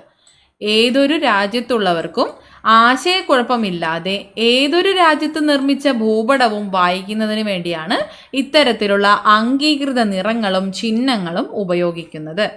അപ്പോൾ ഏതൊക്കെ ഭൂപടത്തിലാണ് ഇതൊക്കെ ഉപയോഗിക്കുന്നതെന്ന് നോക്കാം. മനുഷ്യനിർമ്മിതവും പ്രകൃതിദത്തവുമായ ഭൂവിവരങ്ങൾ ഒരുമിച്ച് ചിത്രീകരിക്കുന്ന ഭൂപടങ്ങളിലാണ് പൊതുവെ ഇത്തരം നിറങ്ങളും ചിഹ്നങ്ങളും ഉപയോഗിക്കുന്നത്. നോക്കാം ഏതൊക്കെ നിറങ്ങൾ അല്ലെങ്കിൽ ചിഹ്നങ്ങൾ, സവിശേഷതകൾ, അവ പ്രതിനിധീകരിക്കുന്ന സവിശേഷതകൾ ഏതൊക്കെയാണെന്ന് നോക്കാം. ഒന്നാമത് പച്ചനിറം. പച്ചനിറം നൈസർഗിക സസ്യജാലങ്ങളെ സൂചിപ്പിക്കുന്നു. പച്ചനിറം നൈസർഗിക സസ്യജാലങ്ങളെ സൂചിപ്പിക്കുന്നു. മഞ്ഞ നിറം കൃഷിയിടങ്ങളെ സൂചിപ്പിക്കുന്നു. മഞ്ഞ കൃഷിയിടത്തിനാണ്. ചുവപ്പ് നിറം പാർപ്പിടങ്ങൾ, റോഡുകൾ എന്നിവയാണ് സൂചിപ്പിക്കുന്നത്. ചുവപ്പ് നിറം പാർപ്പിടങ്ങൾ, റോഡുകൾ എന്നിവയെ സൂചിപ്പിക്കുന്നു. കറുപ്പ് നിറം തീവണ്ടിപ്പാത, അക്ഷാംശ രേഖാംശ രേഖകൾ, ടെലിഫോൺ ലൈൻ എന്നിവയെ സൂചിപ്പിക്കുന്നു. കറുപ്പ് നിറം തീവണ്ടിപ്പാത, അക്ഷാംശ രേഖാംശ രേഖകൾ, ടെലിഫോൺ ലൈൻ എന്നിവയെ സൂചിപ്പിക്കുന്നു. നീല ജലാശയങ്ങളെയാണ് സൂചിപ്പിക്കുന്നത്. തവിട്ട് നിറം പാറക്കൂട്ടങ്ങളെയും മണൽക്കൂനകളെയും കുന്നുകളെയും സൂചിപ്പിക്കുന്നു. ഇനി ഇവിടെ തന്നിരിക്കുന്ന ചിഹ്നങ്ങൾ ശ്രദ്ധിക്കുക. ടാറിട്ട റോഡിനെ സൂചിപ്പിക്കുന്നതാണ് ഈ ഒരു ചിഹ്നം. തീവണ്ടി പാതയെ സൂചിപ്പിക്കുന്നതാണ് ഇത്തരത്തിലുള്ളത്.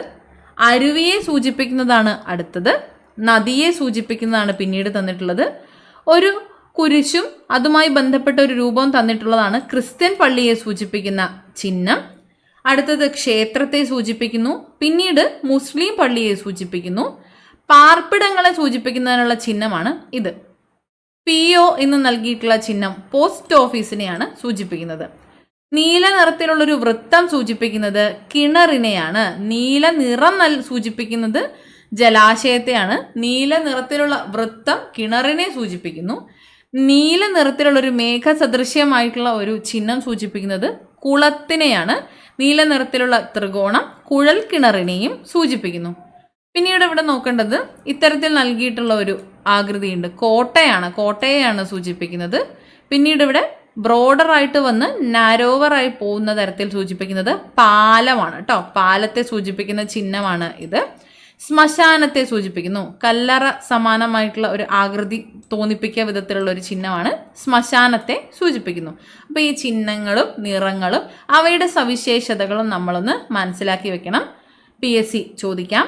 ഇത്തരത്തിൽ ചേരുംപടി ചേർക്കുക എന്നുള്ള രീതിയിലൊക്കെ ചോദിക്കാവുന്നതാണ്. അല്ലെങ്കിൽ കൃഷിയിടങ്ങളെ സൂചിപ്പിക്കുന്ന നിറം ഏത് എന്ന് ചോദിക്കാം.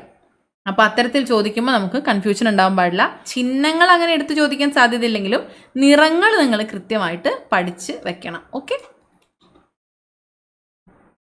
അപ്പോൾ ഇത്തരത്തിൽ തന്നിട്ടുള്ള ചിഹ്നങ്ങളും നിറങ്ങളും സവിശേഷതകളും പഠിച്ചു കഴിഞ്ഞാൽ അതൊന്ന് ചെക്ക് ചെയ്യാൻ വേണ്ടിയിട്ടുള്ള ഒരു ആക്ടിവിറ്റിയാണ് ഇവിടെ തന്നിട്ടുള്ളത്. ഇവിടെ നിറങ്ങളും ചിഹ്നങ്ങളും ചോദിക്കുന്നുണ്ട്. ഇതിനനുസരിച്ച് സവിശേഷതകളൊന്ന് പൂർത്തിയാക്കണം. ഇവിടെ ഇത്തരത്തിൽ തന്നിട്ടുള്ള ഈ ഒരു ചിഹ്നം എന്തിൻ്റെതായിരുന്നു എന്ന് ഓർമ്മയുണ്ടോ? അത് ടാറിട്ട റോഡാണ്. ടാറിട്ട റോഡ്. തീവണ്ടിപ്പാത സൂചിപ്പിക്കുന്നത് എങ്ങനെയായിരുന്നു? തീവണ്ടിപ്പാത ഏതാണ്ട് ഇതിന് സമാനമായിട്ടുള്ള ഒരു ചിഹ്നമായിട്ടാണ് സൂചിപ്പിക്കുന്നത്. ഇതെന്തായിരുന്നു? ഇത് നദിയാണ്.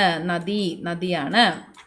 പാലത്തെ സൂചിപ്പിക്കുന്നത് എന്താണ്? നമ്മൾ പറഞ്ഞു, ബ്രോഡറായിട്ട് വന്ന് പിന്നീട് നാരോവറായി പോകുന്ന ഒരു ചിഹ്നമാണ് പാലം.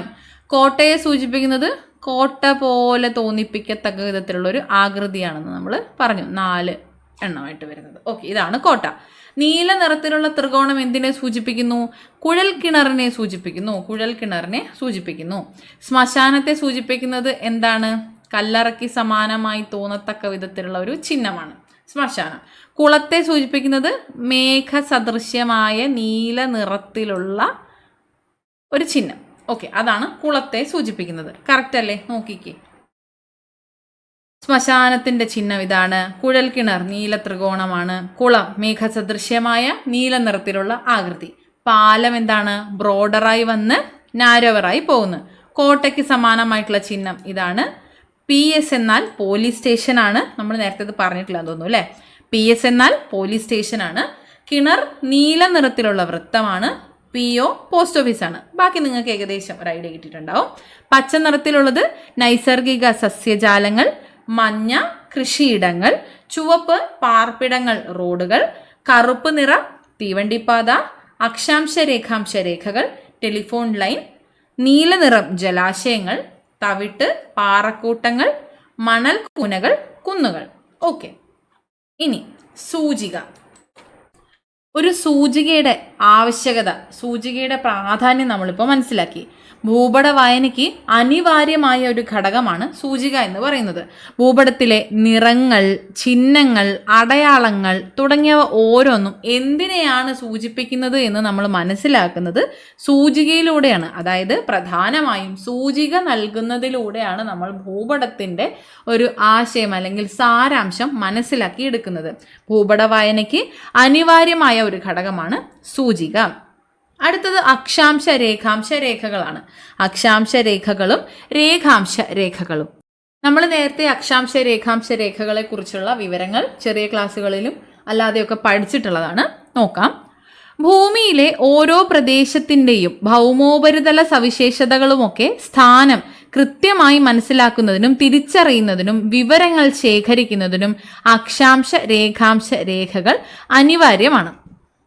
ഭൂമിയുടെ സ്ഥാനം ഏത് അക്ഷാംശ രേഖാംശ രേഖകൾക്കിടയിലാണ് എന്ന് നമ്മൾ കഴിഞ്ഞ ക്ലാസ്സിൽ പറഞ്ഞിട്ടുള്ളതാണ്.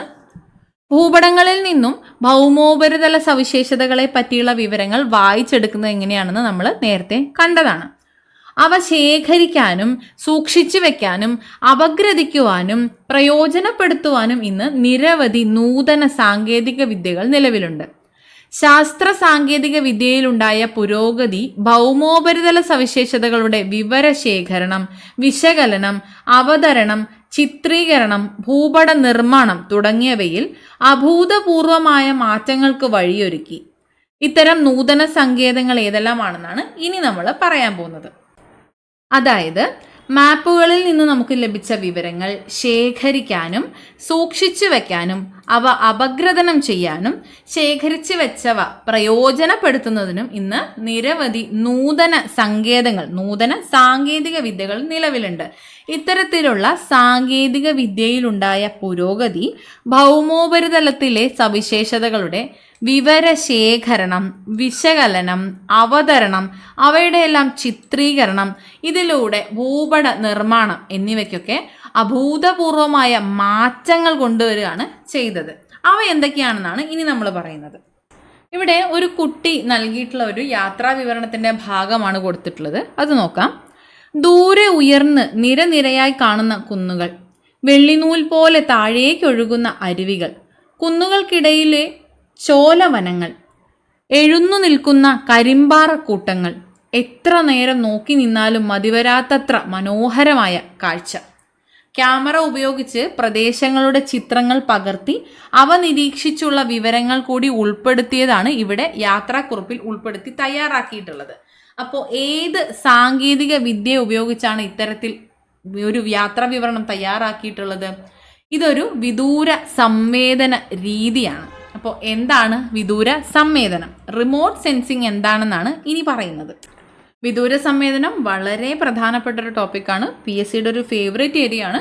ഒരുപാട് തവണ വിദൂര സംവേദനത്തെക്കുറിച്ച് ചോദ്യങ്ങൾ വന്നിട്ടുണ്ട്. വിദൂര സംവേദനത്തിൻ്റെ 3 തലങ്ങൾ, ഏതൊക്കെ തരത്തിൽ, ഏതൊക്കെ ഘടകങ്ങളിലാണ് വിദൂര സംവേദനം 3 തരങ്ങളിലായിട്ട് മാറ്റിയിട്ടുള്ളത്, അതിൻ്റെ ഡീറ്റെയിൽസ്, അതിൻ്റെ സവിശേഷതകളൊക്കെ PSC ചോദിച്ചിട്ടുണ്ട് കേട്ടോ. അപ്പോൾ ശ്രദ്ധിക്കുക, എന്താണ് വിദൂര സംവേദനം? റിമോട്ട് സെൻസിങ് എന്നാൽ എന്താണ്? ഒരു വസ്തുവിനെയോ പ്രദേശത്തെയോ പ്രതിഭാസത്തെയോ കുറിച്ചുള്ള വിവരങ്ങൾ വിദൂരതയിൽ നിന്നും സ്പർശബന്ധം കൂടാതെ ഉപകരണങ്ങളുടെ സഹായത്തോടെ ശേഖരിക്കുന്ന രീതിയെയാണ് വിദൂര സംവേദനമെന്ന് പറയുന്നത്. ഒരു വസ്തുവിനെയോ പ്രദേശത്തെയോ പ്രതിഭാസത്തെയോ കുറിച്ചുള്ള വിവരങ്ങൾ വിദൂരതയിൽ നിന്നും സ്പർശബന്ധം കൂടാതെ ഉപകരണങ്ങളുടെ സഹായത്തോടെ ശേഖരിക്കുന്ന രീതിയെ വിദൂര സംവേദനം എന്ന് പറയുന്നു. അപ്പോൾ നമ്മൾ നേരത്തെ പറഞ്ഞതുപോലെ ക്യാമറ ഉപയോഗിച്ച് പകർത്തിയ ചിത്രങ്ങൾ വെച്ചിട്ടാണ് നമ്മളിവിടെ യാത്രാക്കുറിപ്പ് തയ്യാറാക്കിയത് എന്ന് പറഞ്ഞു. അതാണ് വിദൂര സംവേദനം. ഇതൊരു വിദൂര സംവേദന രീതിയാണെന്ന് പറഞ്ഞു. ഇത് മാത്രമാണോ വിദൂര സംവേദന രീതി? അല്ല, മറ്റും ചിലതുണ്ട്. അതെന്തൊക്കെയാണെന്ന് നോക്കാം. ബലൂണുകൾ, വിമാനങ്ങൾ, കൃത്രിമ ഉപഗ്രഹങ്ങൾ എന്നിവയിലും ക്യാമറകൾ, സ്കാനറുകൾ, അതായത് വിവരശേഖരണത്തിനായി ഉപയോഗിക്കുന്ന ഉപകരണങ്ങളൊക്കെ ഘടിപ്പിച്ച് ഭൂവിവരങ്ങൾ ശേഖരിക്കാനായിട്ട് പറ്റും. ഇത്തരത്തിൽ ഭൂവിവരങ്ങൾ ശേഖരിക്കാനുള്ള ഉപകരണങ്ങൾ അഥവാ സെൻസറുകൾ, സംവേദകങ്ങൾ ഘടിപ്പിച്ചിട്ടുള്ള പ്രതലങ്ങളെ പ്ലാറ്റ്ഫോമുകൾ എന്നാണ് വിളിക്കുന്നത്. എന്താണ് പ്ലാറ്റ്ഫോം? ഭൂവിവരങ്ങൾ ശേഖരിക്കുന്നതിനുള്ള ഉപകരണങ്ങൾ, സെൻസറുകൾ അഥവാ സംവേദകങ്ങൾ ഉപയോഗിച്ചിട്ടുള്ള അല്ലെങ്കിൽ ഘടിപ്പിച്ചിട്ടുള്ള പ്രതലങ്ങളെയാണ് പ്ലാറ്റ്ഫോമുകൾ എന്ന് പറയുന്നത്. പ്ലാറ്റ്ഫോമുകൾ ഏതൊക്കെയാണ്? ബലൂണുകൾ, വിമാനങ്ങൾ, കൃത്രിമ ഉപഗ്രഹങ്ങൾ, ഇവയെല്ലാം പ്ലാറ്റ്ഫോമുകളായി ഉപയോഗിക്കാവുന്നതാണ്. ഭൂവിവരം ശേഖരിക്കാൻ നാം ആശ്രയിക്കുന്ന പ്ലാറ്റ്ഫോമുകളുടെ അടിസ്ഥാനത്തിൽ വിദൂര സംവേദനത്തെ 3ആയി തരംതിരിക്കാം. ഇവ ഓരോന്നും ചോദിച്ചിട്ടുണ്ട് കേട്ടോ, ശ്രദ്ധിക്കണേ. ഭൂവിവരങ്ങൾ ശേഖരിക്കാൻ നാം ആശ്രയിക്കുന്ന പ്ലാറ്റ്ഫോമുകളുടെ അടിസ്ഥാനത്തിൽ വിദൂര സംവേദനത്തെ, റിമോട്ട് സെൻസിങ്ങിനെ 3ആയി തരംതിരിച്ചിരിക്കുന്നു. ഏതൊക്കെയാണത്? ഒന്നാമത്തേത് ഭൂതല വിദൂര സംവേദനം, രണ്ടാമത്തേത് ആകാശീയ വിദൂര സംവേദനം, മൂന്നാമത്തേത് ഉപഗ്രഹ വിദൂര സംവേദനം. ഇനി അവയുടെ സവിശേഷതകൾ നോക്കാം. ഒന്നാമത് ഭൂതല വിദൂര സംവേദനം. ഭൂതലത്തിൽ നിന്നും ഭൗമോപരിതല സവിശേഷതകൾ ക്യാമറകൾ ഉപയോഗിച്ച് പകർത്തുന്ന രീതിയാണ് ഭൂതല വിദൂര സംവേദനം. ഇവിടെ കാണാൻ പറ്റുന്നുണ്ടല്ലോ അല്ലേ? ഈ ഇത്തരത്തിൽ ഭൂതലത്തിൽ നിന്നുകൊണ്ട് തന്നെ ഭൗമോപരിതല സവിശേഷതകൾ ക്യാമറയുപയോഗിച്ച് പകർത്തുന്ന രീതിയെയാണ് ഭൂതല വിദൂര സംവേദനം എന്ന് പറയുന്നത്. ടെറസ്ട്രിയൽ റിമോട്ട് സെൻസിങ് എന്ന് പറയുന്നത് ഇതാണ്. ഭൂതലത്തിൽ നിന്നും ഭൗമോപരിതല സവിശേഷതകൾ ക്യാമറ ഉപയോഗിച്ച് പകർത്തുന്ന രീതിയാണ് ടെറസ്ട്രിയൽ റിമോട്ട് സെൻസിങ് അഥവാ ഭൂതല വിദൂര സംവേദനം. രണ്ടാമത്തേതാണ് ആകാശീയ വിദൂര സംവേദനം. വിമാനത്തിൽ ഉറപ്പിച്ചിട്ടുള്ള ക്യാമറയുടെ സഹായത്തോടെ ആകാശത്ത് നിന്നും ഭൗമോപരിതല സവിശേഷതകളുടെ ചിത്രങ്ങൾ പകർത്തുന്ന രീതിയാണ് ആകാശീയ വിദൂര സംവേദനം. ഇവിടെ പിക്ചറിൽ നിന്ന് നമുക്ക് മനസ്സിലാക്കാം. വിമാനത്തിൽ ഉറപ്പിച്ചിട്ടുള്ള ക്യാമറയുടെ സഹായത്തോടെ ആകാശത്ത് നിന്നും ഭൂമിയുടെ ഭൗമോപരിതല സവിശേഷതകളുടെ ചിത്രങ്ങൾ പകർത്തുന്ന രീതിയെ വിദൂര സംവേദനത്തിൻ്റെ ആകാശീയ വിദൂര സംവേദനം എന്ന് പറയുന്നു. ഏരിയൽ റിമോട്ട് സെൻസിങ് എന്ന് പറയുന്നു. അടുത്തതാണ് ഉപഗ്രഹ വിദൂര സംവേദനം, സാറ്റലൈറ്റ് റിമോട്ട് സെൻസിങ്. കൃത്രിമ ഉപഗ്രഹങ്ങളിൽ ഘടിപ്പിച്ചിട്ടുള്ള സംവേദകങ്ങൾ വഴി ഭൂവിവരങ്ങൾ ശേഖരിക്കുന്ന പ്രക്രിയയാണ് ഉപഗ്രഹ വിദൂര സംവേദനം. കൃത്രിമ ഉപഗ്രഹങ്ങളിൽ, സാറ്റലൈറ്റുകളിൽ, കൃത്രിമ ഉപഗ്രഹങ്ങളിൽ ഘടിപ്പിച്ചിട്ടുള്ള ഉപകരണങ്ങൾ, സെൻസറുകൾ വഴി ഭൂവിവരങ്ങൾ ശേഖരിക്കുന്ന പ്രക്രിയ, ഇത്തരത്തിലുള്ള പ്രക്രിയയാണ് ഉപഗ്രഹ വിദൂര സംവേദനം അല്ലെങ്കിൽ സാറ്റലൈറ്റ് റിമോട്ട് സെൻസിങ് എന്ന് പറയുന്നത്. അപ്പോൾ 3 തരത്തിലുള്ള വിദൂര സംവേദന മാർഗങ്ങൾ നമ്മൾ പഠിച്ചു. ഭൂതല വിദൂര സംവേദനം, ആകാശീയ വിദൂര സംവേദനം, ഉപഗ്രഹ വിദൂര സംവേദനം. 3 തരത്തിലുള്ള വിദൂര സംവേദനങ്ങൾ പഠിച്ചു. ഇനി ഇവയുടെ സാധ്യതകൾ എന്തൊക്കെയാണെന്നാണ് നോക്കുന്നത്. ഒന്നാമത്, ആധുനിക ലോകത്ത് വിദൂര സംവേദനത്തിന് അനന്ത സാധ്യതകളാണുള്ളത്. അതിൽ ചിലതാണ് ഇവിടെ പറയുന്നത്. ഒന്നാമത്തേത്, കാലാവസ്ഥാ പഠനത്തിനായി ഉപയോഗിക്കുന്നു. കാലാവസ്ഥാ പഠനത്തിന് ഉപയോഗിക്കുന്നു. കാർഷിക മേഖലയിലെ പഠനത്തിനായി ഉപയോഗിക്കുന്നു. പ്രകൃതി വിഭവങ്ങളുടെ ലഭ്യത മനസ്സിലാക്കുന്നതിനായിട്ട് വിദൂര സംവേദനം സഹായകമാണ്. വരൾച്ച, വെള്ളപ്പൊക്കം തുടങ്ങിയ പ്രകൃതിക്ഷോഭങ്ങളുണ്ടായ പ്രദേശങ്ങളെക്കുറിച്ചുള്ള വിവരശേഖരണം നടക്കുന്നതിന് ഈ വിദൂര സംവേദനം സഹായിക്കുന്നുണ്ട്. ഇതുകൂടാതെ വാർത്താവിനിമയം സാധ്യമാക്കാൻ വിദൂര സംവേദനം സഹായകമാണ്. ഭൂപടങ്ങൾ നിർമ്മിക്കാൻ സഹായകമാണ്. ഓരോ പ്രദേശത്തും ഉണ്ടാകുന്ന കാലികമായ മാറ്റങ്ങൾ അനലൈസ് ചെയ്യുന്നതിനും പഠിക്കുന്നതിനുമൊക്കെ വിദൂര സംവേദനം നമ്മളിപ്പോൾ ഉപയോഗിച്ച് വരുന്നുണ്ട്. അടുത്തത്, ഭൂവിവര വ്യവസ്ഥ, ജിയോഗ്രഫിക് ഇൻഫർമേഷൻ സിസ്റ്റം, ജിസ്. ഭൂപട വിശകലനം, വിദൂര സംവേദനം തുടങ്ങിയ മാർഗങ്ങളിലൂടെ ഭൂമിയെക്കുറിച്ചുള്ള വിവരങ്ങൾ അഥവാ ഭൂവിവരങ്ങൾ ശേഖരിക്കുവാൻ കഴിയും. നമ്മളിപ്പോൾ അത് പറഞ്ഞു കഴിഞ്ഞു. ഈ മാർഗങ്ങളിലൂടെ ശേഖരിക്കുന്ന വിവരങ്ങളെ വിശകലനം ചെയ്ത് നിഗമനങ്ങൾ രൂപപ്പെടുത്തുന്നതിനും ഭൂപടങ്ങൾ, ഗ്രാഫുകൾ, പട്ടികകൾ മുതലായ ഉൽപ്പന്നങ്ങൾ നിർമ്മിക്കുവാനും കഴിയുന്നുണ്ട്. ഭൂവിവരങ്ങൾ വിശകലനം ചെയ്ത് ഇത്തരത്തിലുള്ള ഉൽപ്പന്നങ്ങൾ നിർമ്മിക്കുന്നതിനായി സോഫ്റ്റ്വെയർ അധിഷ്ഠിത കമ്പ്യൂട്ടർ സാങ്കേതിക വിദ്യ പ്രയോജനപ്പെടുത്തുന്നു. ഈ സാങ്കേതിക വിദ്യയാണ് ഭൂവിവര വ്യവസ്ഥ അഥവാ GIS, ജിയോഗ്രഫിക് ഇൻഫർമേഷൻ സിസ്റ്റം എന്ന് പറയുന്നത്. ഭൂപട വിശകലനം, വിദൂര സംവേദനം പോലെയുള്ള മാർഗങ്ങളൊക്കെ ഉപയോഗിച്ച് ഭൂമിയെക്കുറിച്ചുള്ള വിവരങ്ങൾ ശേഖരിച്ച് അവയെ വിശകലനം ചെയ്ത് നിഗമനങ്ങൾ രൂപപ്പെടുത്തി ഭൂപടങ്ങൾ, ഗ്രാഫുകൾ, പട്ടികകൾ ഇവയൊക്കെ നിർമ്മിച്ച് ഇത്തരത്തിലുള്ള അവലോകനങ്ങളൊക്കെ സോഫ്റ്റ്വെയർ അധിഷ്ഠിത കമ്പ്യൂട്ടർ സാങ്കേതിക വിദ്യ പ്രയോജനപ്പെടുത്തി ഉപയോഗിക്കുന്നു അല്ലെങ്കിൽ പൂർത്തിയാക്കുന്നു. ഇത്തരത്തിലുള്ള സാങ്കേതിക വിദ്യയാണ് ഭൂവിവര വ്യവസ്ഥ അല്ലെങ്കിൽ ജിയോഗ്രഫിക് ഇൻഫർമേഷൻ സിസ്റ്റം എന്ന് പറയുന്നത്. അത് ക്ലിയർ ആണോ? എന്താണ് ജിസ് എന്നുള്ളത് മനസ്സിലാക്കി തരുന്ന വിധത്തിലുള്ള ഒരു പിക്ചറൈസേഷൻ ആണ് ഇവിടെ തന്നിട്ടുള്ളത്. ഒന്നാമത് നോക്കാം, ഉപയോക്താവ് ഇവിടെയുണ്ട്. ഭൂപടങ്ങൾ, ഉപഗ്രഹ ചിത്രങ്ങൾ, ആകാശീയ ചിത്രങ്ങൾ, പട്ടികകൾ, ഗ്രാഫുകൾ, സർവേ തുടങ്ങിയവയിൽ നിന്നും വിവരങ്ങൾ ശേഖരിച്ചു. പിന്നീട് ഒരു ഭൂവിവര വ്യവസ്ഥ സോഫ്റ്റ്വെയറിൻ്റെ സഹായത്തോടെ വിവരങ്ങളെല്ലാം തന്നെ വിശകലനം ചെയ്തു. അത് പിന്നീട് ഭൂപടങ്ങൾ, ഗ്രാഫുകൾ, പട്ടികകൾ, ത്രിമാന മാതൃകകൾ തുടങ്ങിയ ഉൽപ്പന്നങ്ങളായിട്ട് മാറ്റുന്നു. ഉപയോക്താവിനത് ലഭ്യമാവുകയും ചെയ്യുന്നു. ഇങ്ങനെയാണ് ജിസ് പ്രവർത്തിക്കുന്നത്. ഇനി ഭൂവിവര വ്യവസ്ഥ കൊണ്ടുള്ള പ്രയോജനങ്ങൾ എന്തൊക്കെയാണെന്ന് നോക്കാം. ഒന്നാമതായിട്ട്, ഭൂവിവര വ്യവസ്ഥ പ്രയോജനപ്പെടുത്തുന്ന ഏതാനും മേഖലകളാണ് ഇവിടെ തന്നിട്ടുള്ളത്. ഏതൊക്കെയാ? ഒന്നാമത്, വ്യവസായം, വാണിജ്യം, വിദ്യാഭ്യാസം, വാർത്താവിനിമയം, കൃഷി, ആസൂത്രണം, ജലസേചനം, ഗതാഗതം, പ്രകൃതി ദുരന്ത നിവാരണം, ടൂറിസം, വിഭവ പരിപാലനം, കാലാവസ്ഥ നമുക്ക് പറയാം. കാലാവസ്ഥ, വാണിജ്യ വിപണനം പറയാവുന്നതാണ്, പൊതുജനാരോഗ്യം പറയാവുന്നതാണ്, നഗരാസൂത്രണം നമുക്ക് പറയാവുന്നതാണ്. ഇത്തരത്തിൽ ധാരാളം പ്രയോജനങ്ങൾ GIS കൊണ്ട്, ജിസ് സാങ്കേതിക വിദ്യ കൊണ്ട് നമുക്ക് പ്രയോജനപ്പെടുത്താവുന്നതാണ്. വ്യവസായം, വാണിജ്യം, വിദ്യാഭ്യാസം, വാർത്താവിനിമയം, കൃഷി, ആസൂത്രണം, ജലസേചനം, ഗതാഗതം, പ്രകൃതി ദുരന്ത നിവാരണം, ടൂറിസം, വിഭവ പരിപാലനം പോലെ ഒട്ടനവധി ദൈനംദിന ജീവിതത്തിൽ പോലും ജിസ് കൊണ്ടുള്ള ഉപയോഗങ്ങൾ, പ്രയോജനങ്ങൾ ധാരാളമായിട്ടുണ്ട്. ഓക്കെ, അടുത്തത് GPS ആണ്. നമുക്ക് എല്ലാവർക്കും വളരെ സുപരിചിതമായിട്ടുള്ള ഗ്ലോബൽ പൊസിഷനിങ് സിസ്റ്റം. ഒരു വിമാനം ആകാശത്തിലൂടെ സഞ്ചരിക്കുമ്പോൾ അതിൻ്റെ സ്ഥാനം, പറക്കുന്ന ഉയരം, ദിശ, ലക്ഷ്യസ്ഥാനത്ത് എത്തിച്ചേരാൻ എടുക്കുന്ന സമയം ഇതൊക്കെ കൃത്യമായി കണ്ടെത്തി തരുന്ന ഒരു സാങ്കേതിക വിദ്യയാണ് GPS എന്ന് പറയുന്നത്. ഗ്ലോബൽ പൊസിഷനിങ് സിസ്റ്റം എന്നാണ് ഈ സാങ്കേതിക വിദ്യ അറിയപ്പെടുന്നത്.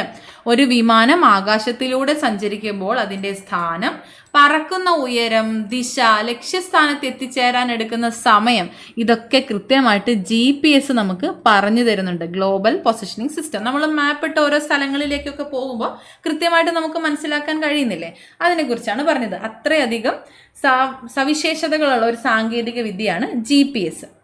ഭൂമിയിൽ ഒരു വസ്തുവിൻ്റെ അക്ഷാംശ രേഖാംശ സ്ഥാനം, അതിൻ്റെ ഉയരം എന്നിവ മനസ്സിലാക്കാൻ സഹായിക്കുന്ന സാങ്കേതിക വിദ്യയാണ് GPS. ഇനി അതൊരു ചലിക്കുന്ന വസ്തുവാണെങ്കിലോ അതിൻ്റെ സ്ഥാനം, സഞ്ചാരദിശ, സഞ്ചാര വേഗത, സമയം ഇവയൊക്കെ കൃത്യമായി നിർണ്ണയിക്കാൻ ഈ ഒരു സാങ്കേതിക വിദ്യ കൊണ്ട് സാധ്യമാകും. വിമാനങ്ങൾ, കപ്പലുകൾ തുടങ്ങി മിക്ക വാഹനങ്ങളിലും GPS സംവിധാനം ഇന്ന് ഉപയോഗിക്കുന്നുണ്ട്. ഒരു കൂട്ടം കൃത്രിമ ഉപഗ്രഹങ്ങളുടെ സഹായത്തോടെയാണ് ഈ സംവിധാനം പ്രവർത്തിക്കുന്നത്. GPS ഒരു കൂട്ടം കൃത്രിമ ഉപഗ്രഹങ്ങളുടെ സഹായത്തോടെ പ്രവർത്തിക്കുന്ന ഒരു സംവിധാനമാണ്. GPS സംവിധാനം പ്രയോജനപ്പെടുത്തുന്ന മേഖലകൾ ഒരു പരിധിവരെ നമുക്കറിയാവുന്നതാണ്. എങ്കിലും നമുക്കൊന്ന് പറഞ്ഞു നോക്കുകയാണെങ്കിൽ പോലീസ് വാഹനങ്ങളിലും ആംബുലൻസുകളിലും ഒക്കെ ഉപയോഗിക്കാറുണ്ട്. മത്സ്യബന്ധന ബോട്ടുകളിൽ ഉപയോഗിക്കുന്നു. റെയിൽ, റോഡ്, വ്യോമഗതാഗതം ഇവയിലൊക്കെ ഉപയോഗിക്കാറുണ്ട്.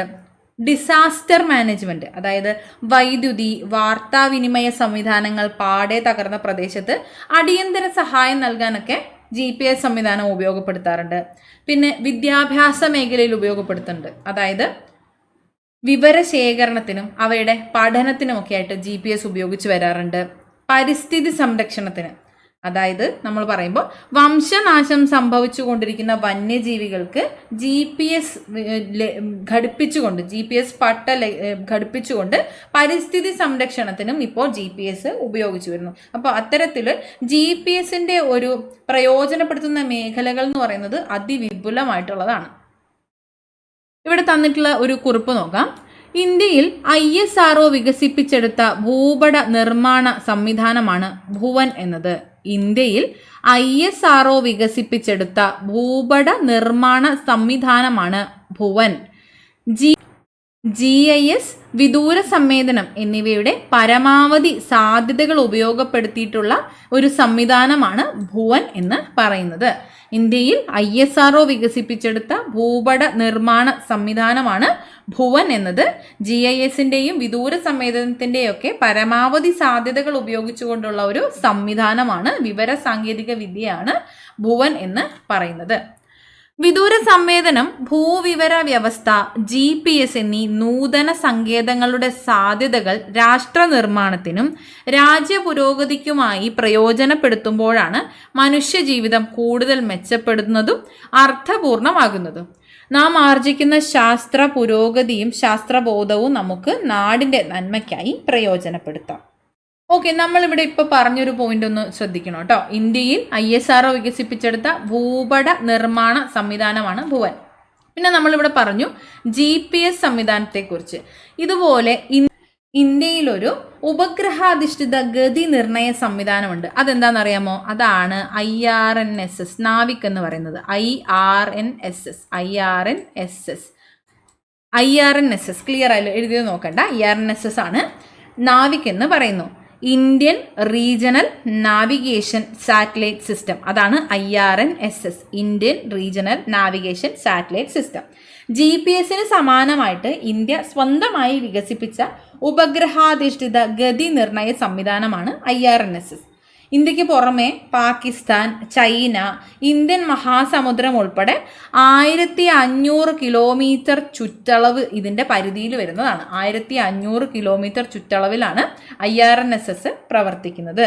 Indian regional navigation satellite system. Okay, India GPS-ന് സമാനമായിട്ട് സ്വന്തമായിട്ട് വികസിപ്പിച്ചെടുത്ത ഉപഗ്രഹാധിഷ്ഠിത ഗതി നിർണയ സംവിധാനമാണ് IRNSS.